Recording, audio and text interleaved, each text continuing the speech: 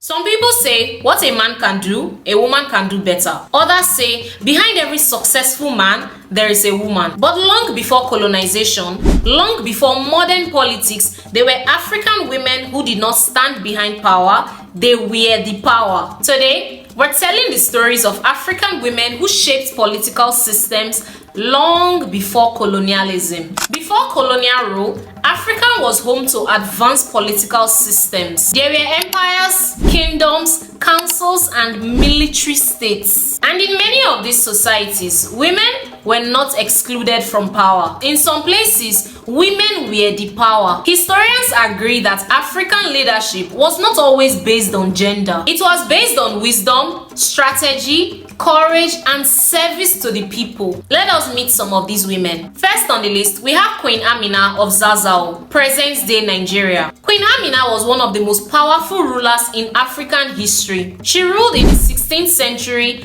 and her rulership was so strong that her name is still remembered till today. Queen Amina did not inherit power quietly. She earned it through warfare and expansion. She led her army all by herself. She conquered many new territories. She expanded trade routes across northern Nigeria. Many historians, including Professor Abdullahi Smith, described Queen Amina as a military genius who reshaped Hausa political power. The famous Amina walls, defensive structures built around cities, are named after her. Queen Amina showed that African women were not just leaders, they were strategists. We also have Yaa Asantewaa of the Ashanti Empire, present-day Ghana. Yaa Asantewaa was not born a queen. She was a queen mother, a political advisor, and decision maker. When British forces tried to take the Golden Stool, the sacred symbol of Ashanti power, many male leaders hesitated. But Yaa Asantewaa stood up. She said a powerful line that many historians still quote until today. She said, "If you,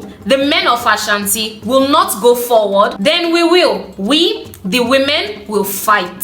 She led the War of the Golden Stool in 1900. She organized armies, she planned resistance, and she defended the Ashanti sovereignty. Even British records themselves describe her as the brain behind the resistance. Yaa Asantewaa proved that African women were political mobilizers and defenders of national identity. On this list, we also have Queen Nzinga Mbande of Ndongo and Matamba, present-day Angola. Queen Nzinga is one of Africa's greatest diplomats. She ruled in the 17th century and faced Portuguese expansion. Instead of surrendering, she used intelligence, negotiation, and strategy. One famous story says that when the Portuguese refused to give her a chair during negotiations, she sat on the back of a servant, showing that she would not accept disrespect. European historians like Jane Louis Castillon described her as one of the most brilliant political minds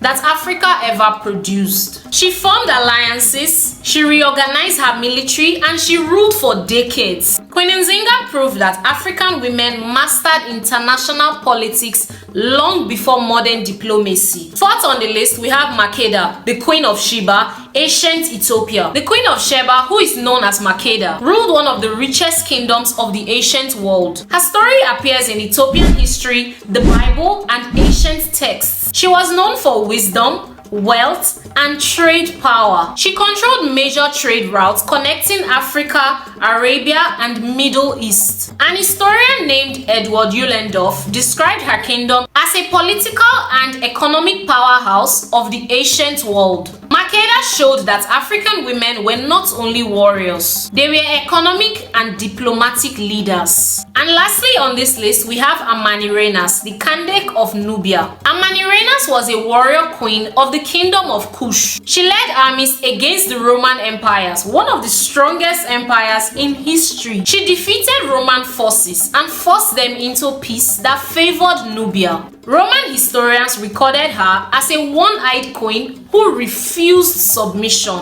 Imagine that, an African woman defeating Rome. This is power. These stories tells us that these women were not exceptions. They were products of African system that allowed women to lead.